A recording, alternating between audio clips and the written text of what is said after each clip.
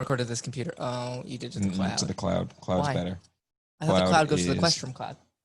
Yes. All right. Should I play some music?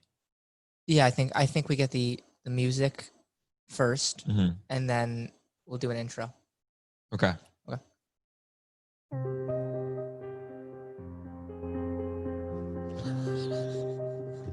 I'll be on camera for a second.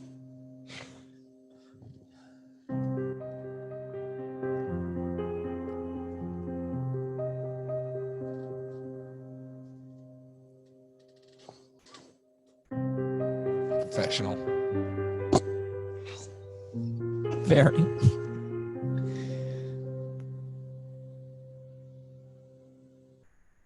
This is a Game of Thrones podcast. Featuring Jakob and Andrew Desino.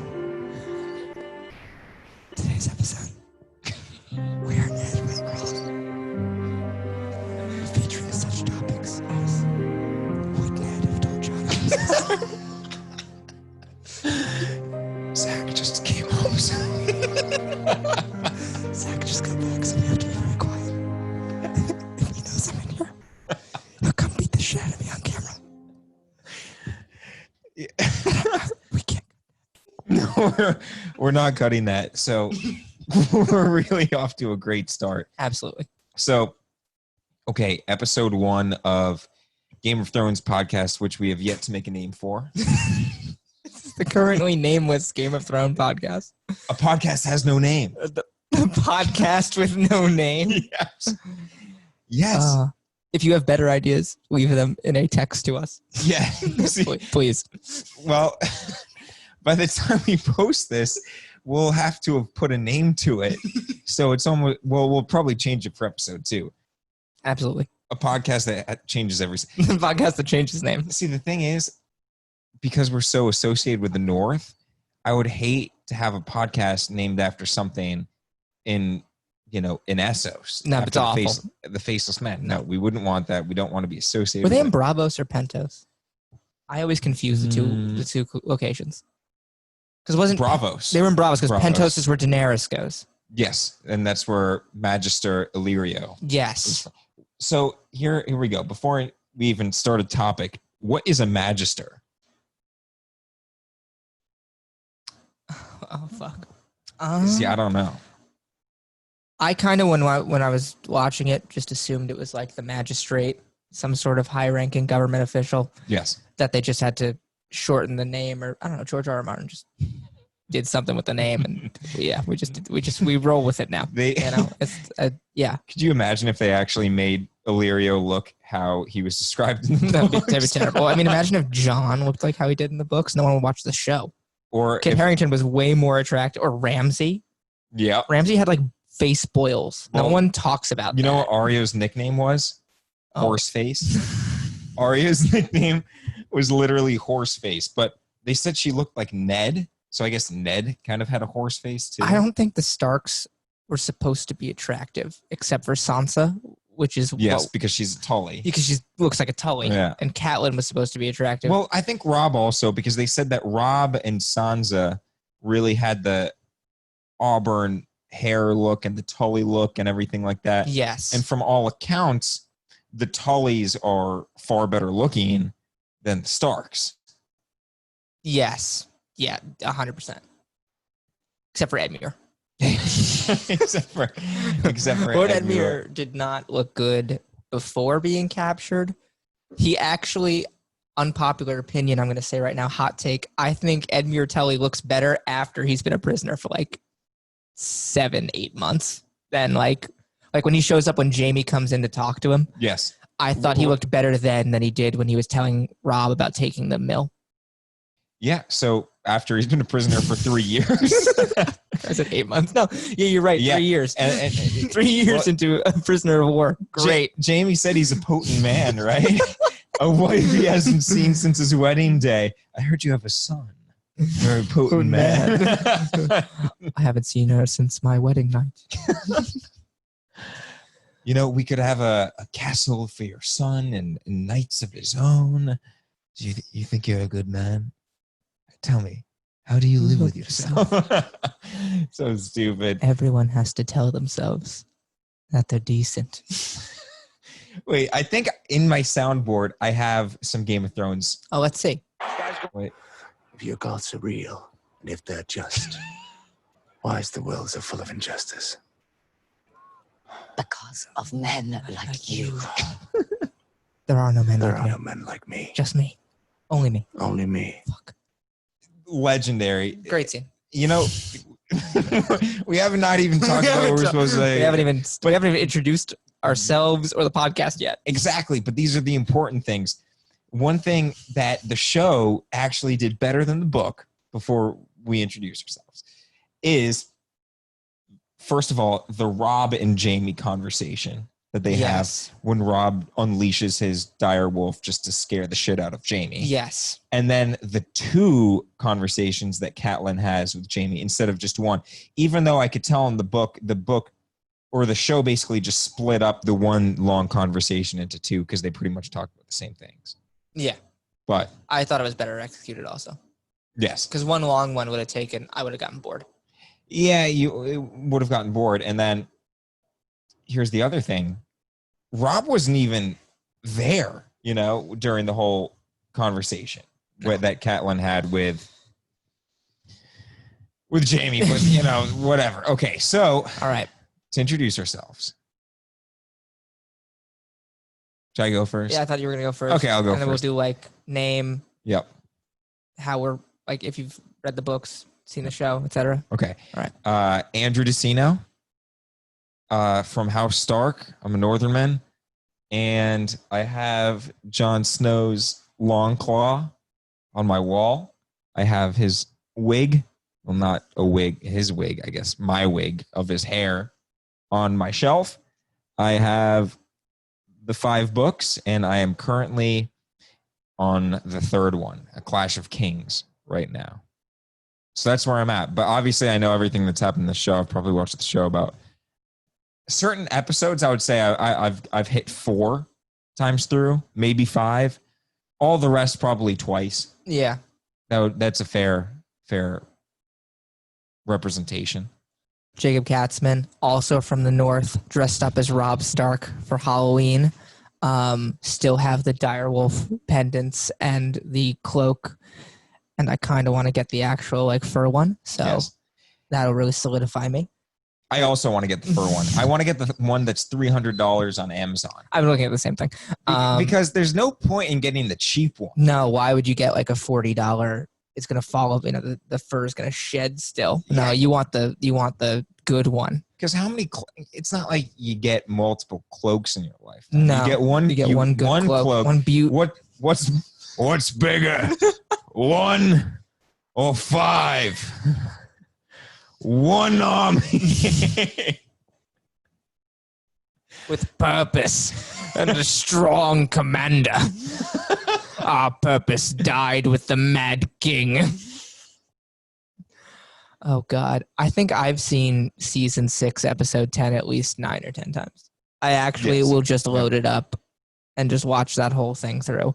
Yeah, and we were watching yesterday the 10-minute YouTube clip titled The Tower of Joy, just to see the transition of the baby's face go right to John's face with the music coming on. Oh, great music.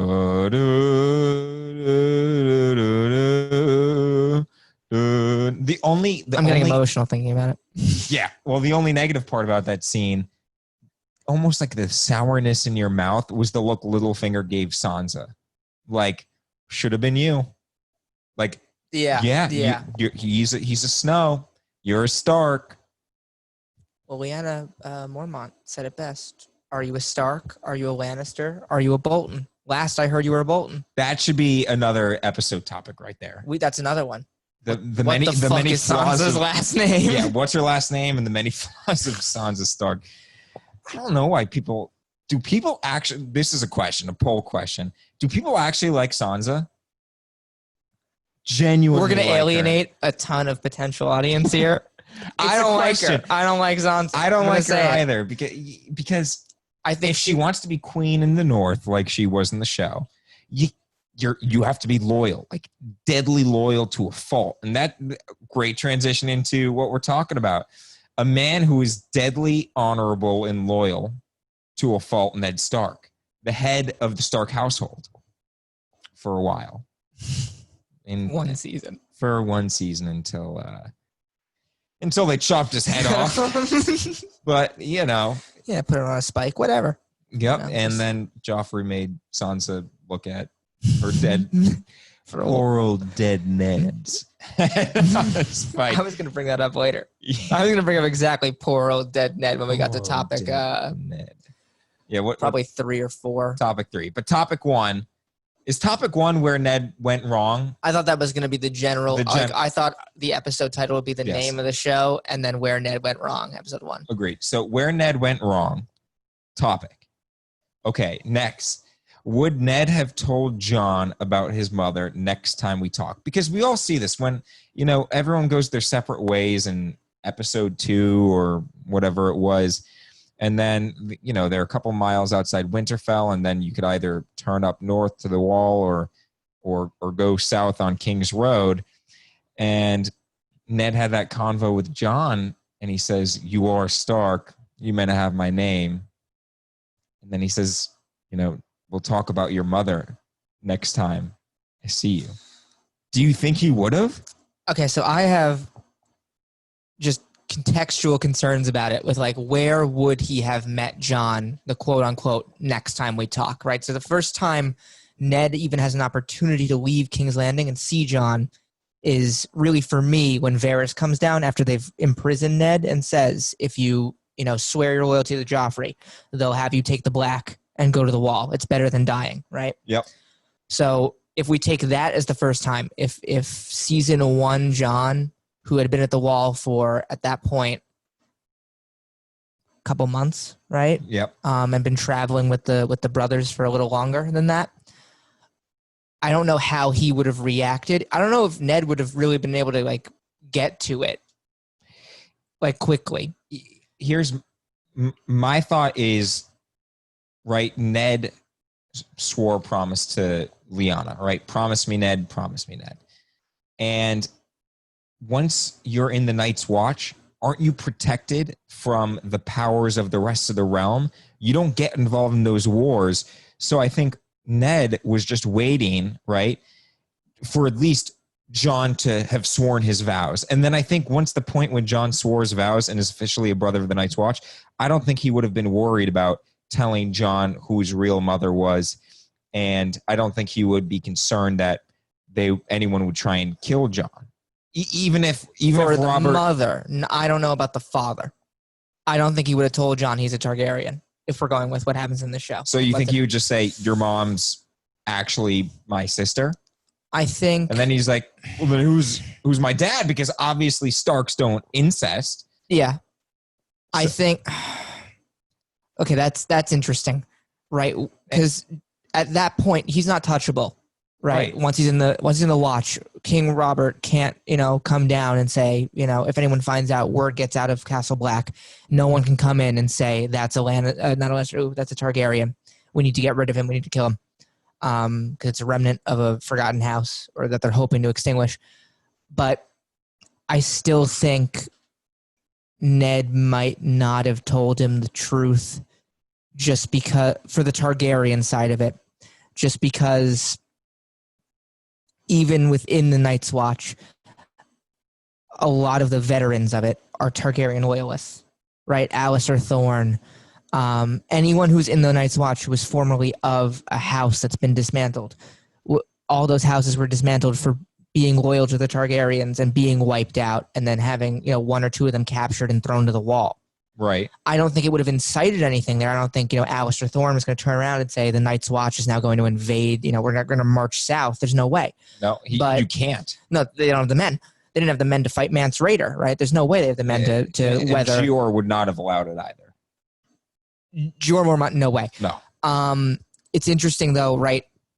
Because I'm not saying, I don't want to get too like fan theory, esque. I don't want to stray too far, but the possibilities of and the consequences of Jon knowing that he's a Targaryen, I feel like negate a lot of his character development, right? Like, if Ned were to just say to him, okay, you're not my son, you're my sister's son, right? It legitimizes him as a Northerner and a Stark, but it still doesn't, I believe, for a lot of Jon's character development, it's about he doesn't feel welcome at Winterfell. Right. He wouldn't have felt welcome if he had stayed, if he had gone south with Ned, even if that was offered. He wouldn't have felt, safe or necessarily as he was part of the family or the group if he went to King's Landing. The Night's Watch was like, something he could make the choice to be a part of and where he could find a place to belong. And he thought it was something that it wasn't, right? That it was this, this great order of defenders of the realm, and it turned out to be, murderers and rapists. But but that's his first choice, to seek out like a place to belong. I feel like a lot of the narrative around Jon is about how he doesn't want to be a king. He doesn't want to be a lord. He doesn't want to be this great, grand, important person. He just wants a place where the people accept him, respect him as he's earned it, not because of a name or anything. Because that's how he was raised. He was raised knowing he's a bastard, knowing that he has no right lands, to no Winterfell. titles, no money, nothing. Yes. Which is the same as everyone at the Wall. They abandoned all of it, even if they had it. Well, yeah, and exactly. He saw what Benjen went to the Wall, right? And that's because Benjen was going to be last in line. So Jon felt, I'm not going to inherit anything, right? Even if I was trueborn, you still have, the order of succession. Mm-hmm. So he knows that the only opportunity he has to make anything of himself is to go to the Wall just like his uncle did. Yeah. And, going back to imagine King Robert never got killed by a boar. Yeah. Pouring and boring and drinking, right? The last two got him, or however the saying goes. But, Ned's mercy killed the king. Exactly. But imagine King Robert never died, and Ned served loyally as hand of the king, and during a visit back to Winterfell for a feast, Jon came down from the Wall, and that was the next time that he saw Ned, and then Ned told him, and Jon's protected by his Night's Watch vows, so it's not like anyone can get involved. I really don't think, even if King Robert found out, that he would do anything about it. I don't think, as much as Robert is obsessed with killing every last Targaryen, it's his best friend Ned, right? And, I'm sure he would be pissed at Ned for not telling him, because Robert does have an obsession with knowing everything and being in power, right? That's why he was scared of the Dothraki possibly crossing the sea, because Daenerys had a kid in her stomach. I don't think Robert would have done anything. First of all, he's protected by his Night's Watch vow. Second of all, it's his best friend's sister's kid. You would hope King Robert wouldn't do anything there. I'd hope so, but half of Robert's motivation for getting rid of all the Targaryens is because they took Lyanna away from him. Now he's going to find out that the bastard kid is actually the son of the woman he loved by the dude he hates and the whole family that he wants to kill just because of the stealing the woman. Yeah. I don't know. I don't think Robert's if he got did his head on straight. If he did that, he would lose the North, though, wouldn't he? Would that not be enough to? Ned says, "Okay, yeah, Robert, you found out that Jon is not my bastard, and in fact, he's the son of Rhaegar and Lyanna." Mm-hmm. Wouldn't Robert know that if he then proceeded to kill him, which would not be allowed, obviously, even under oath of the Night's Watch, there's no way Ned, as much as honorable, right, and loyal he is to his king, there's no way he would stand by and let that happen. Because Ned clearly showed his priority, that his promise to Lyanna is of greater importance than any duty he serves to his king. He's already shown that. Yes. So wouldn't he just pick up and leave and say, F this? You're not killing him. You can't kill him. And if you did kill him, I think you would no longer serve as hand of the king. And you go back to Winterfell, shove his head in the snow. Go back to Winterfell. I don't know if he'd lose the North, though. I think certainly the trust would be lost, but I don't know the whole kingdom. If Ned wanted the entire kingdom to leave, Absolutely, they would have followed it. The Northerners 100% follow. All of them. Yes. There is no Northern Lord in any season who says anything bad about Ned Stark besides, the fact that he got his head cut off. Yeah. I mean, that's his worst quality, is being decapitated. You know what's actually very surprising about Ned Stark? So he had his older brother, Brandon, correct? Mm-hmm. Ned, when he was raised, was not raised to be a leader. He's not. He was raised to be a soldier. Because he's not firstborn. Exactly. Yet it seems, like you said, everyone likes him and will listen to him and respects him. And he turned out to be a great leader, and he knows what a great leader makes, right? He would bring Rob, his son Rob, at a young age to all these different meetings and, being present at discussions, because he knows that's how it works. Like, I'm going to need to teach you now how to become a leader, from someone who was raised to be a soldier, trained to kill, he said to Cersei. And Cersei said, and so was I. No, she wasn't. Cersei's a piece of work. Yeah. No, I got nothing about that. And I mean, that's it. But Rob and Jon mirror that, where Jon doesn't think he's a leader. He's not firstborn when he still thinks he's Ned's kid, right? He's jealous of Rob, and then Rob dies, and then he has to convince him, but the Northern Lords do for an episode rally around him. Yeah. And then the start of the next season, because the writing sucked, they're all suddenly going to Sansa. Oh, Sansa. Oh, we can't let him go to Dragonstone and find the only resource capable of killing White Walkers. Don't let him do it. Well, we expected that of the Northern people, that they're going to be stubborn. However, I would have at least liked that delayed a couple seasons. I would have liked to just see King in the North, Jon Snow, a full season as King in the North. That would have been great. That would have been great. At least. That would have been great. A full season of him being the actual ruling power in the North. Yeah. Because why else did they elect him? Right? I mean, Rob had more than a season of being king. Mm-hmm. The only good part about the writing from D&D was the fact that the Rob Stark being named King in the North concluded the end of a season. Jon Snow being named King in the North concluded the end of a season. Happened in, similar fashions, just impromptu. It's not that they even were like, oh, we need to elect a king now. It's just like, you know what? The only man I need to bend my knee to right here, pretty much, But going back to Ned for a second and the promise he made, I'm in the middle of reading the books. I'm literally almost halfway through, right? Because I'm on book 3. Yeah.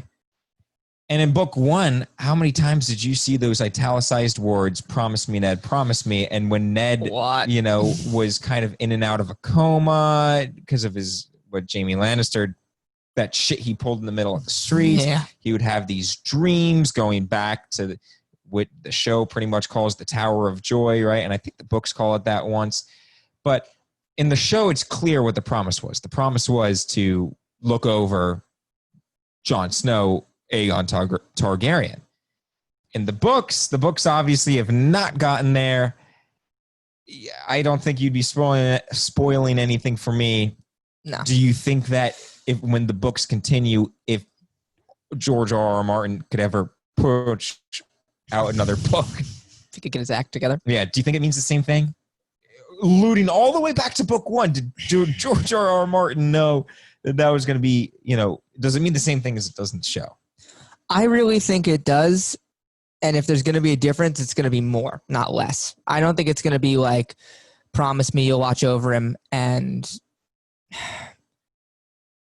what's interesting for me about the promise is that Lyanna in the show is very adamant. You have to protect him. You can't. Robert will kill him. Right. Comes out of her mouth. And of course, the only reasonable way to bring a baby home is for Ned to say it's a bastard child. Absolutely. 100%. Which probably killed him inside. Definitely killed him inside. we had turmoil about it. He would have never promised John to talk about it. His mother, he would have never, it's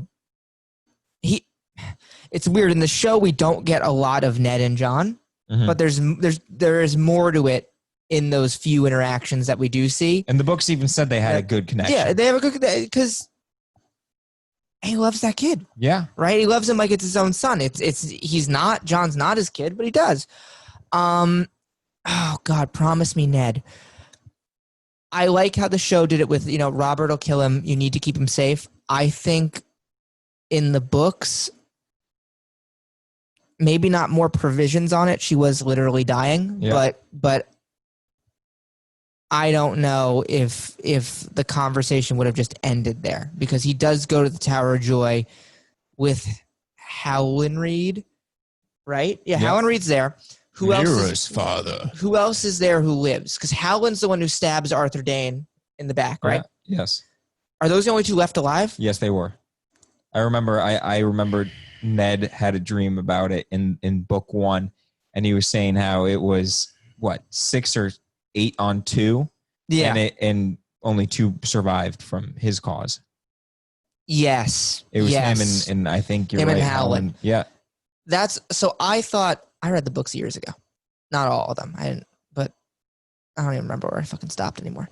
But the promise, because Ned's not around to talk about it. Bran seeing it in the show was I guess it was cool, but I didn't think it was natural for Bran to come back and suddenly has memories of being Bran Stark, but it so completely detaches him that he no longer sees the significance of hiding certain things from certain people.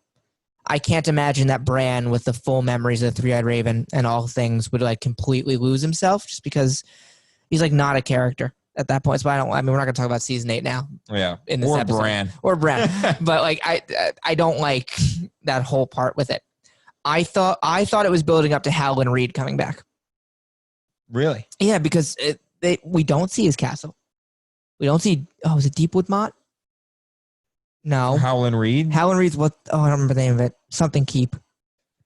It's the one that moves. Because remember, he's a green seer. Yes. Or a warg. A frog eater also. Yes. So, not. Sounds so weird out of context. I thought, if anything, I didn't really have a specific prediction about if Promise Me Ned was going to have anything else to it. Just that if anyone would know, it would be Howland, and that would be how he would be reintroduced to the plot. Yep. Because he is important. And he is absolutely. He is alive. Ned would be dead without him, right? But he's also alive. Yes, because we have Mira in the show. Yes, that's Howland Reed's daughter. Yeah, and Jojen. We have the kids of Howland Reed, and he never shows. I thought that was lazy. Whatever. We can't go into all this other stuff. I agree with you there, dude. And the whole Promise Me thing too. Could you imagine? We don't actually think enough from Ned's perspective on this, and it's a shame that's why that Ned died so early that we didn't get to see this. Imagine the strings that are being pulled on his duty and honor. The fact that his sister, his own blood, told him to promise something, right? And first of all, you're a northern person, so the fact that anyone in the north tells you to do something, you do it. B, it's his own sister, it's his own blood, dude. She told him, promise me.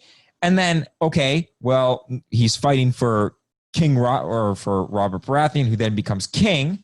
Okay, the king clearly wants all the Targaryens dead. That's why he says, you shouldn't be killing Daenerys. We're talking about killing a baby. And then that's when Robert's like, you think honor is what keeps these kingdoms together? Fear. So, but you can obviously tell, I think Ned, in his goal there, with saying, don't kill a baby, you're better than that. Or the Robert I know wouldn't have been scared of a baby, an unborn child. Yeah. It's almost preemptively saying, I'm trying to walk you down from this rage just in case somehow, some way you have ever found out that Jon is a Targaryen, that maybe at some point you would not be so obsessed with killing Targaryens. Because if I can convince you now to not be obsessed with killing Targaryens, then it makes me a lot less worried that you would find out and then kill Jon. Or at some point it can come up without an extreme reaction. Yes. If anyone finds out. I think that's part of the goal right there. So, yeah, man, and this goes to the Maester. Let's go. Maester Maester Aemon, Aemon. I was going to say it the whole time. I'm sitting here waiting. right? Not to quote Maester Aemon, but I got to wait. Duty is the death of love. Kill the boy, Jon Snow, and let the man be born. If we killed, or if we beheaded every man. Went to the small town brothel. The wall would be manned by a headless man. Maester Aemon needs an entire episode. I need a whole prequel series of Maester Aemon in King's Landing acquiring the ability to tell when someone's lying. Maester Aemon. I am acting commander. Where did you acquire such an ability, Maester Aemon? I grew up in King's Landing. He like is blind and like trying to walk out. Like King's Landing. Oh, that's really offensive. No, but I mean, it's true, dude. He was so true. Love is the death of duty, right? And in Ned Stark's case, because we could talk about that for He loves Jon his sister. and for everyone He else. loves Jon. Yes.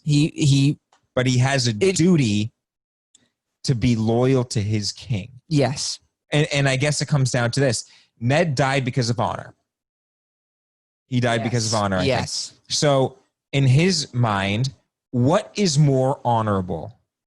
You know, fulfilling the promise that I had made because of love, or obeying my king. What is more honorable in that? And I would say 99% of the time, Ned would choose, in every scenario, he would choose obeying his king rather than love. But in this is the only instance in which he chose love instead of obeying the king. I mean, we saw Catelyn didn't want him to go down, right? No. Every time a Stark has gone south, it has not worked out. Never ended well. Yet he did it anyways because his king told him to. His king could literally tell him anything, except Ned wouldn't even want his name associated with killing Daenerys Targaryen. He said, "I'll have no part in it." And then Robert's like, "Yes, you will. You're handing the king." And then he's like, pulled off his pin. He didn't even want to be associated with it. So for once, Ned's putting love higher than obeying his king. Okay, well, I would argue the entirety of hiding Jon's identity is putting love over obeying his king. Yeah. Which is during the rebellion onwards. Mm-hmm. I think all the Starks, and we'll have an episode about that later, but every single Stark is honor bound to their duty, but has their largest flaw is in what they love. Yes. And I would say starting with Ned, if you look at him as the baseline in terms of duty and honor, he has so much duty and honor to a fault, right? Whereas as you kind of elevate, I know Jon technically is not a Stark, but, he has an intelligent type of honor and duty where he's like, yes, I'm, I'll break this rule that I'm really not supposed to because I think in the end it's the right thing to do. So, we won't get into Jon, but I think Jon is more obsessed with doing the right thing rather than doing what the honorable thing is. Whereas Ned will do what the honorable thing is. He had that conversation with Cersei, dude. He must be the biggest lunatic in the world to warn her that he's going to tell King Robert. I mean, that literally is getting yourself killed because of honor. Yeah, you made an enemy of the entire Lannister house. What in one incentive sentence did he have None to tell her? Just to keep them honor, safe, though, right? Well, because he wanted Joffrey, Tommen, and Cersei not to be killed, and he thought that would be the honorable thing. They could run away. Tyrion offers Jaime the same thing with Jaime and Cersei in season 8 for them to run away. Yeah, and right, that goes to what Varys said in the dungeon. Mercy killed the king. Your mercy killed the fact that Ned. Well, was it mercy, or was it Ned thinking that it was an honorable thing to do? To warn them. So that kids didn't get killed. I kind of think it's the honor one more than mercy. It's the honor. That's the same reason he turned down Renly, right? Yes. I will not be capture or scaring boys in the middle of the night when, during Robert's last days. But was it an honorable thing to do for Ned to change Robert's will from saying from my son Joffrey to my lawful heir? Is that honorable? That's not what Robert told him to write down. No. So it's very conflicting because in one sense, Ned thinks it's an honorable thing to warn Cersei, which ended up killing the king. But then on the other hand, Ned chooses the unhonorable option of changing the will. Obey your king. He should have written Joffrey if he is so honorable. So that's what got him killed. Yeah. Is kind of being mishmashy at the end. Yes. Yeah. But that goes back. I mean, Ned's kind of conflict. He has the moments where he flips between. I mean, it begins with he didn't tell John about the watch, right? He could have. Should he have? It probably made his life 1,000 times easier knowing that he was safely in the Night's Watch with his own brother. I don't think Benjen didn't tell him either. I don't think He just either told him he of can't them have a kid. should have told John what the watch really is, because yes, it is the safest place for John. But I think a little bit of realism wouldn't have killed it. You know, like you don't have to say everyone in the Night's Watch is a murderer, rapist, thief, but you can say It's cold as hell, and your best friend's gonna be 400 pounds, and every time he holds a sword, he gets his ass kicked. Yup, and Somehow he kills a fucking White Walker. and name a kid that's not yours, Little Sam. By the way, not that anything's wrong with that, but the kid that's not his was his girlfriend's father's husband. Well, father husband, right? Father/husband. Yeah, her father husband. Father husband's child. So Yeah, how about that? that she didn't want thrown to the walkers. If I'm Sam, dude, I'm taking that kid and I'm saying, here, take him. Take him. That's the sacrifice. Night King, hello. Do you need a new White Walker? And I got this incest baby for you. And then Sam goes back to Gilly and he's like, oh man, I'm sorry about your kid. Oh God, I love little Sam. I can't believe he's gone. I guess we have to make a new one now. Oh God. How do you do that again? With your mouth? And then that whole conversation with John and Sam never happens where he says he's jealous. Yeah. Because he just lies to Gilly for like a season or two. Dude, Sam said that John didn't know where to put it with Roz. Oh, that was really funny. That was really funny. I think they could, look, this is going to sound bad, but they could have been like, oh, hey, John, the wall's not really funded well. That's not lying. It's not. The wall is like really strapped for resources and people. I think the wall would have been way cooler if they had like 1,000 of them. Like The glory days of the Night's Watch must have been so fucking badass. It was like just dudes ranging, the walls manned, the castle not falling apart. They're killing wildlings left and right.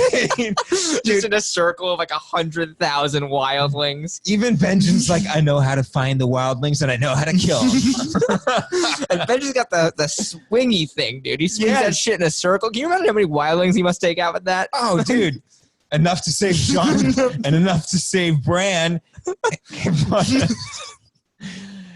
Dude, imagine how Night's Watch where Greyguard is manned, or where like the Shadow Tower exists. Exactly, dude. Then Jonos wouldn't have been such a little bitch. Yeah, he would have been refused. like, "Okay, I'll be head of Greyguard. That castle's got heating." Yeah, that'd be a pretty cool thing to do. Yeah. Also, okay, not to be on Jonos' side for a minute, but John was about to send him with like 6 dudes to go man abandoned Greyguard. Yes. Well, it was. I think it was probably to kill him, pretty much, right? Oh, absolutely. Yeah. Get him away from him. Yeah. Okay. I don't. We shouldn't delve too much into this, but you've already brought it up with sending people away. John should have listened to Stannis when sending away Sir Alistair. He said you should send him to, man a castle pretty much along the wall. Yes. And then wasn't John like, keep your friends close and your enemies closer? And then Stannis was like, that person probably didn't have many enemies or something like that. My issue with the John Alliser. I don't even want to say friendship, and I was about to. It's like not even, but they're not enemies either. Relationship. The relationship between John and Alliser Thorne is just like Sir Alliser he names him First Ranger. I think that should have been enough to turn the tide in that relationship. Should have. But even if it's not, he knows Sir Alliser is so useful. Yeah. He's been manning the wall since the last winter. It's been a long time since there was a winter, like 20 years, 30 years. He was in his swaddling clothes, probably, last time there was a winter. I mean, when Sir Alliser was eating people beyond the wall, John was being, well, I mean, I was about to say, like, well cared for, but it was Catelyn. So he was, he was just laying there. She wished him dead. Yeah. And then she felt bad about it. And then because he got a pretty bad fever, and then she's like, he got the pox. I swear to God, I'll treat him really well if you save him. Seven. And then she made that little Christmas wreath thing to try and protect. And then it worked, and then she still hates him. Yes. It works. And Catelyn. Which is why Rob died. It's true. The gods were like, yeah, well, we need a sacrifice now. You oath breaker. Although I'm sure the seven gods broke our pact, so we're gonna kill you, and we're gonna kill Rob and Rob's child and his wife, and we're gonna make you think your daughters are dead and your sons, and Theon is going to get his dick chopped off. Yep. Never break your oath to our imaginary seven gods. Yeah, I bet the seven gods though don't really care about honor. They don't seem like the honor. No, the Sept of Baelor didn't give a fuck. No, the High Septon, the High Sparrow, sorry, didn't care at all about honor. Here's a quiz for us right now, live while recording.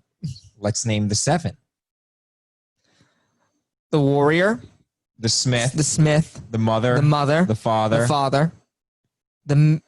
The maiden. We have stranger last. Stranger. Who's the seventh? We did this a week ago. I thought it was the judge or something that we forgot. Someone's probably screaming right now. There's someone right now in the audience. Warrior, freaking Smith, mother, out. father, Warrior, Smith. Smith, mother, father. Maiden. Warrior, Smith, mother, father, maiden, stranger. The crone. We always forget the crone. Every time we forget the crone. It might be because I have no idea what a crone is. Sounds so similar to a crow. I gotta look up crone. I think isn't crone like a widow kind of, or no?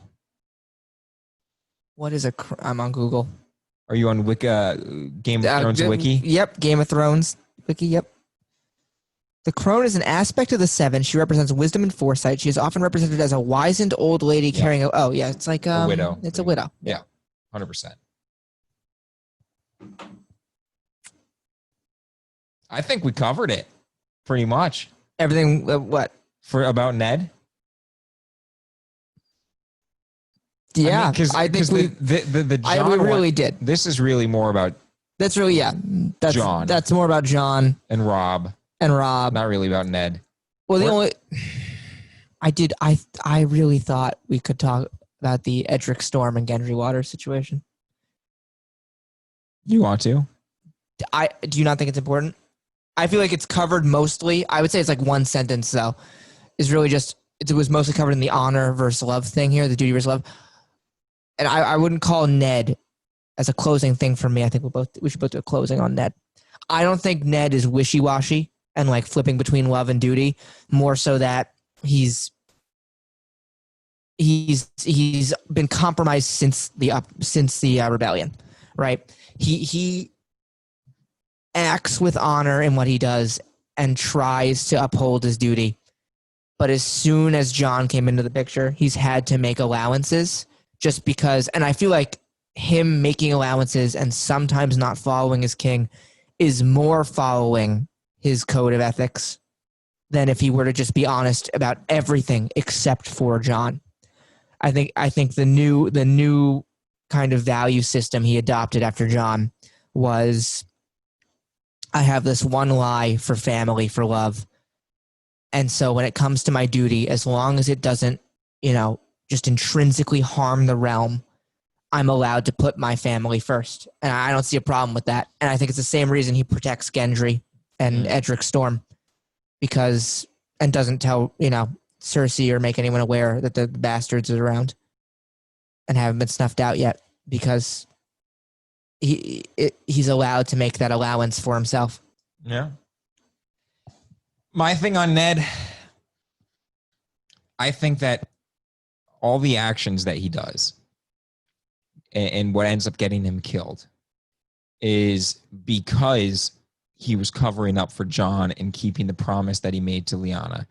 I think that the promise he made to Lyanna and having to do something that is breaking his duty influences almost every other decision that he makes, because he thinks, man, I maybe did something that broke my duty. So for the rest of time, I will always do something that seems honorable and dutiful, because I pride myself on having so much honor. And the fact that I did something where, I'm lying to my king, I will, without thinking, always follow the honor from now on, always follow the duty, because I'm not going to make any more exceptions.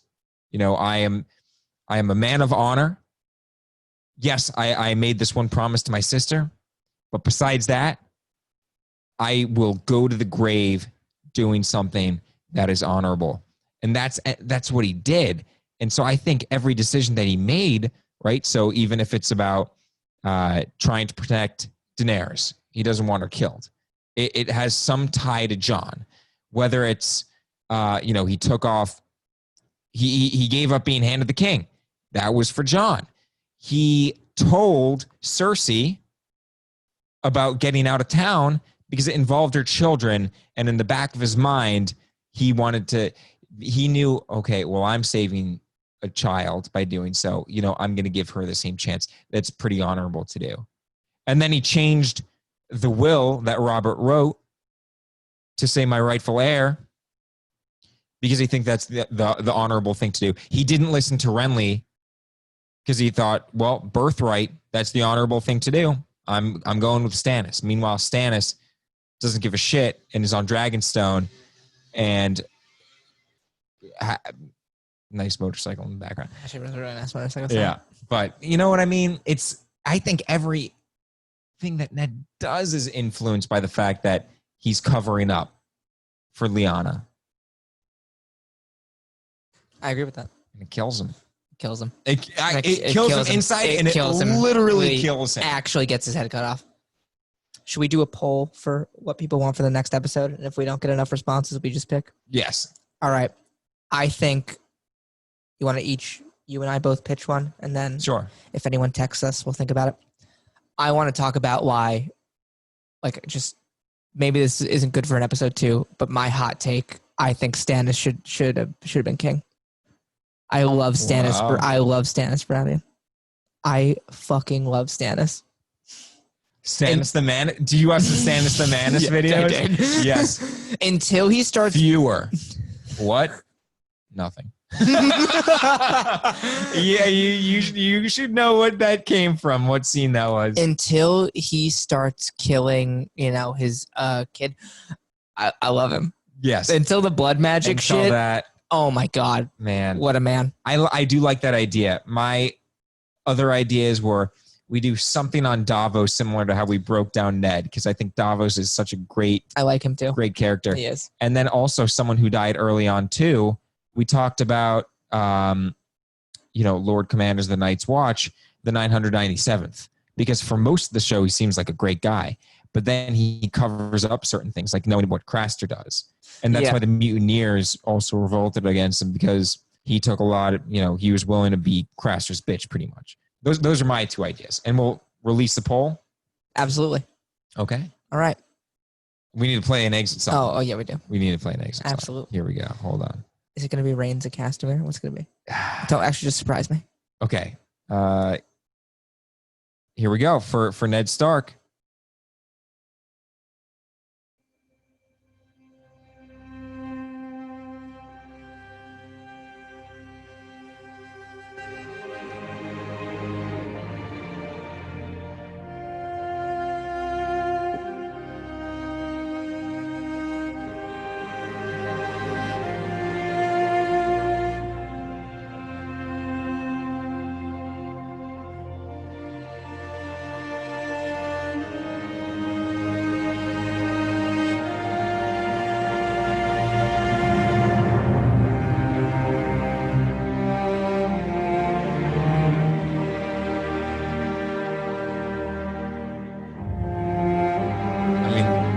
this should give you chills, man.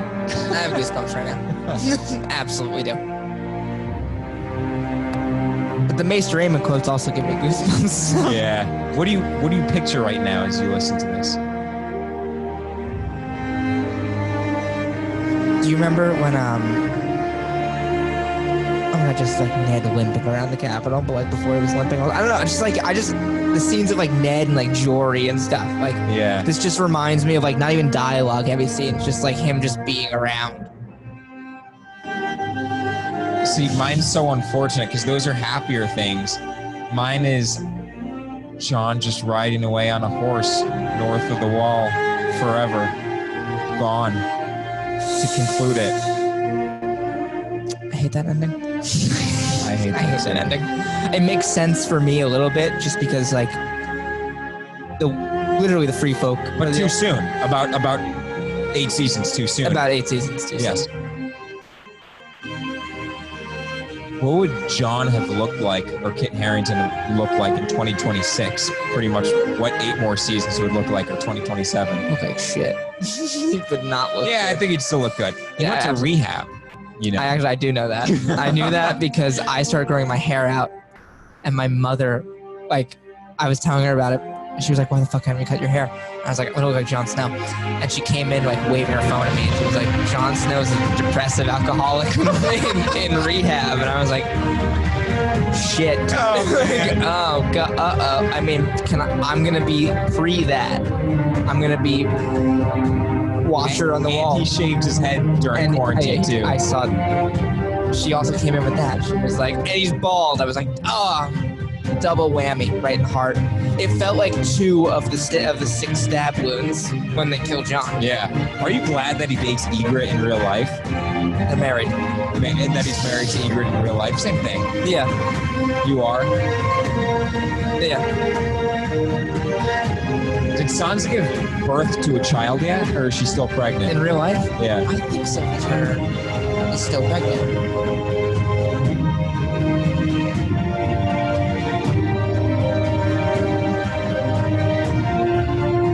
Oh. Yeah, no, in July she gave birth. Wow.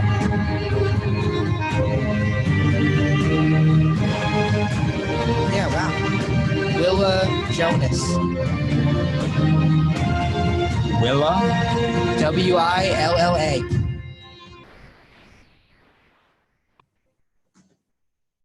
All right, that's it. All right, yeah, that's it.